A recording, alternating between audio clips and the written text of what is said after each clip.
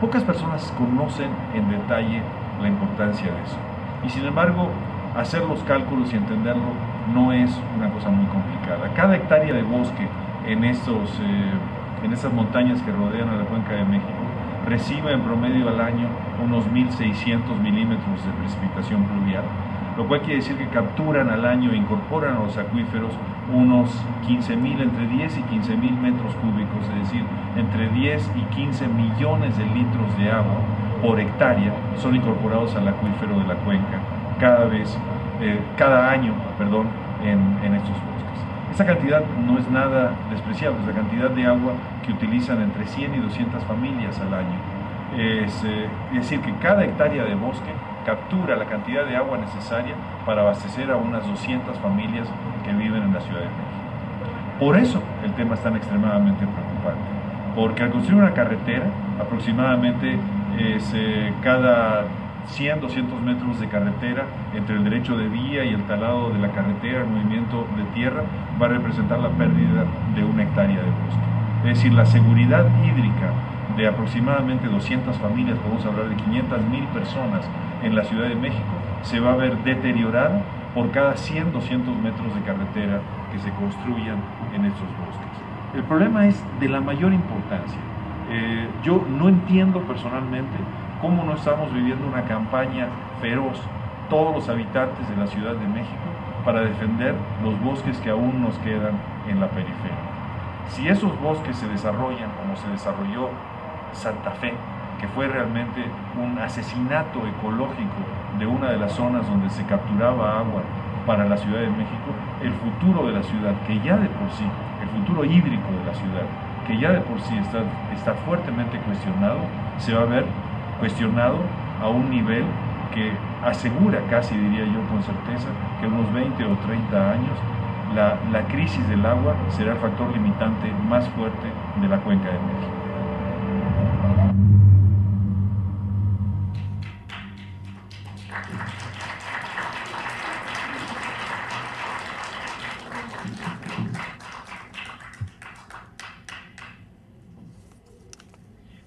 Muchísimas gracias al doctor Ezcurra.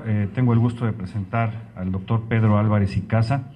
Él es maestro en ciencias y doctor experto en política ambiental y manejo de recursos naturales. Actualmente es director general del Corredor Biológico Mesoamericano México en la Comisión Nacional para el Conocimiento y Uso de la Biodiversidad, la CONABIO. Además es presidente consejero del Comité Técnico del Fondo para la Diversidad, CONAFOR Banco Mundial, y del Comité Técnico Consultivo de Servicios Ambientales, CONAFOR Banco Mundial, así como consejero secretario del Centro de Investigación en Geografía y Geomática, ingeniero Jorge L. Tamayo AC. El doctor Álvarez y Casa fue también director general de la Comisión de Recursos Naturales y Desarrollo Rural de la Secretaría del Medio Ambiente del Gobierno del Distrito Federal, coordinador general en la Unidad de Análisis Económico y Social de la Secretaría del Medio Ambiente, Recursos Naturales y Pesca, y director general de Ordenamiento Ecológico e Impacto Ambiental del Instituto Nacional de Ecología. Ha sido consultor de la FAO y el Banco Mundial, así como miembro del Consejo Asesor Externo del Programa Universitario de Medio Ambiente, el programa PUMA de la Universidad Nacional Autónoma de México, del Sistema Nacional de Investigadores, del Sistema Universitario de Profesores e Investigadores de la Universidad Autónoma de Chapingo, profesor asociado y coordinador académico del Programa de Estudios Avanzados en Desarrollo Sustentable y Medio Ambiente LID México del Colegio de México y coordinador regional en Michoacán del Programa de Aprovechamiento Integral de Recursos Naturales. En el área de la investigación ha producido y colaborado en diversos trabajos que han sido publicados por la UNAM, el Fondo de Cultura Económica y la Universidad Autónoma Chapingo. También ha publicado en revistas de divulgación y diarios de circulación nacional. Muchísimas gracias al doctor Álvarez y Casa.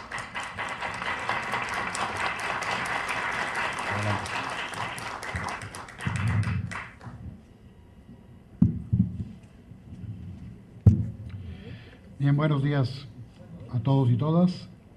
En primer lugar, yo lo que más celebro es la oportunidad que ustedes han impulsado y que es una oportunidad que debe ser con mucho mayor anticipación, es decir, la discusión de los proyectos y planes de los gobiernos federales o los gobiernos locales debe haber un mecanismo de mayor participación pública en la toma de decisiones, y yo aplaudo en ese sentido que ustedes hayan tenido esta iniciativa, y por supuesto el cobijo de la Comisión de Derechos Humanos del Distrito Federal. Tengo que decirles que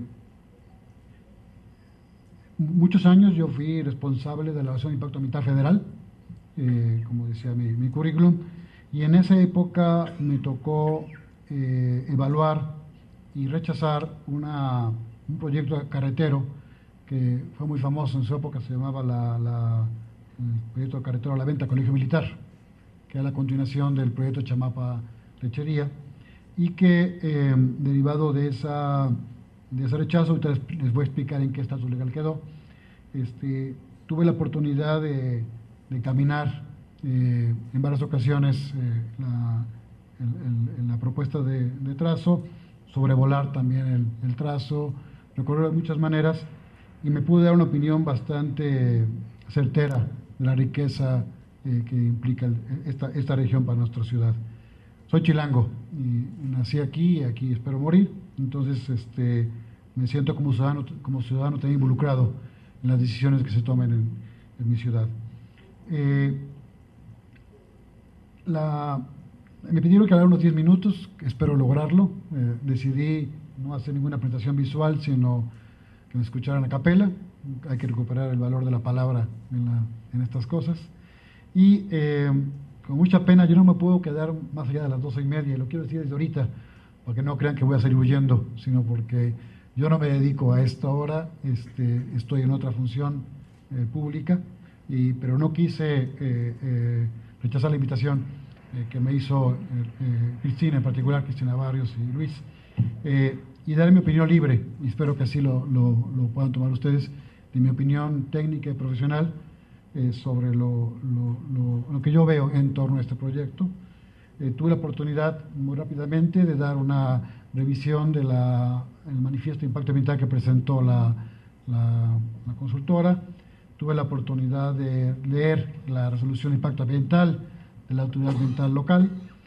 Tuve la oportunidad de platicar voy a llamar con ambas partes de este proyecto, la gente que está en rechazo del proyecto y la gente que lo promueve, y también tuve la oportunidad de revisar los documentos, con franqueza, no exhaustivamente.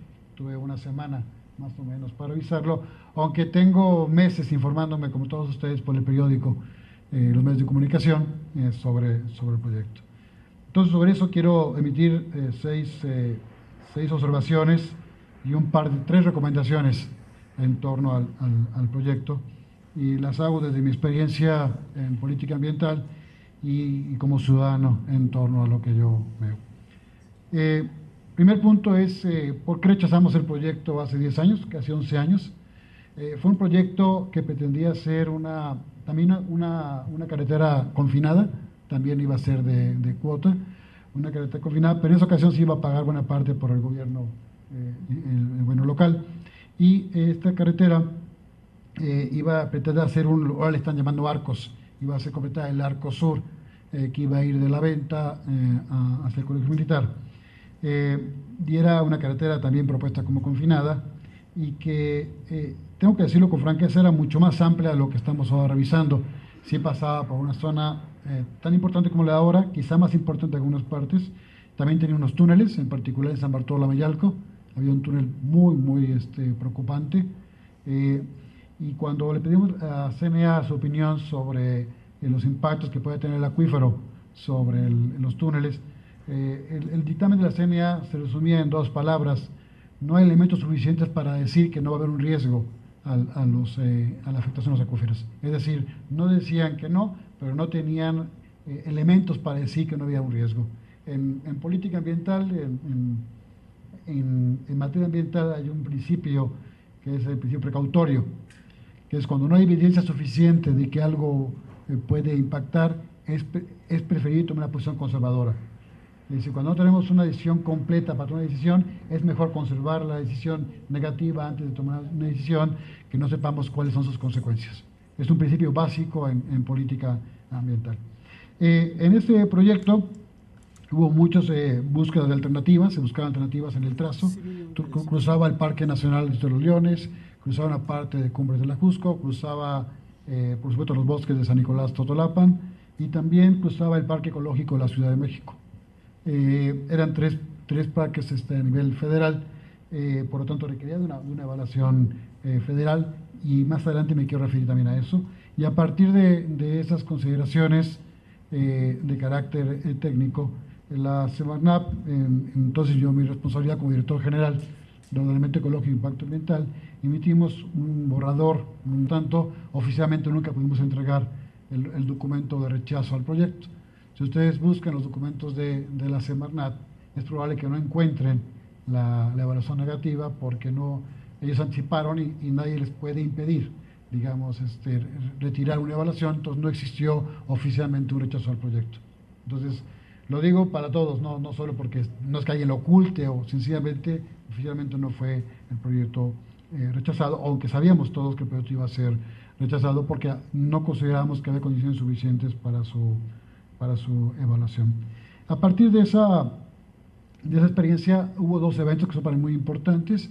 Primero, una marcha, una protesta muy fuerte del Frente Coalocuautla, que algunos todavía lo recordarán, que el frente que se oponía a este proyecto, que eran las siglas de las delegaciones que iban a estar afectadas. Y yo tuve la oportunidad de conversar con ellos, con los líderes del frente y con un grupo representativo, un grupo equivalente al que son ustedes ahora, y acordamos hacer un recorrido por el trazo. Y para mí fue una de las experiencias profesionales más importantes de mi vida, porque conocí todo tipo de problemas, no solo ambientales, problemas sociales, problemas de urbanismo, problemas de invasiones de tierras, problemas hasta familiares. Fui conociendo en el camino, madres solteras, mujeres abandonadas, personas, por ejemplo, que la carretera les hacía afectar en su casa, cuando vieron que la afectación no era mucho, entonces se retiraron del conflicto. Sin embargo, yo aprendí mucho de eso y me di cuenta que era muy importante hacer lo posible para conservar, como lo menciona Ezequiel, el valor que tienen estos bosques de agua para la Ciudad de México. Esto pasó hace casi 10 años, como les digo, y poco tiempo después, como dice mi semblanza curricular, fui el director general de la Comisión de Recursos Naturales del Distrito Federal y tuve por segunda ocasión la oportunidad de conocer y de hacer todo lo posible para ayudar a proteger los bosques del sur de la ciudad. Mi gran preocupación, y es la que yo quiero centrar ahorita, es que la presión por los asentamientos humanos irregulares es brutal. O sea, el crecimiento urbano desordenado, permisos de cambio sobre el suelo o permisos de construcción de las delegaciones en turno o por invasiones que luego se regularizan, ha sido la constante en los últimos 10 años. Y esa es una preocupación que ustedes también tendrían que tener en la discusión, o sea, de lograrse la suspensión de la vía, cómo aseguramos de que eso nos va a convertir en nuevas colonias, ya sean populares o colonias residenciales, que acaben afectando también los mantos acuíferos. ¿Qué quiero decir con esto? Con la misma energía con la que están luchando en contra de la supervía, hay que luchar por una regulación del uso del suelo en la zona, porque será una tragedia que en 10 años no existen lo poco que queda de las zonas de conservación ecológica en el lugar. Comentaré 6 puntos entonces sobre lo que yo veo del tema. Lo primero es que se está evaluando el tema en forma parcial, es decir, los riesgos de la fragmentación, de la toma de decisiones me parecen muy peligrosos. En evaluación ambiental se llaman los riesgos acumulativos, los riesgos sinergéticos derivados de una decisión. O sea, no se puede evaluar el impacto de un proyecto por la misma obra, sino los impactos ambientales que puede generar en el entorno. Por lo tanto, una de las preocupaciones que yo señalé y he señalado es que la fragmentación de la evaluación de impacto ambiental puede ser un engaño sin considerar los impactos acumulativos que puede tener. La evaluación ambiental local y la consecuente evaluación federal obliga a considerar los impactos acumulativos que se van a dar en torno a la vía, y eso no lo veo claramente contemplado en el resolutivo. El segundo tema, y creo que es el más importante, son los riesgos a la afectación de los acuíferos subterráneos.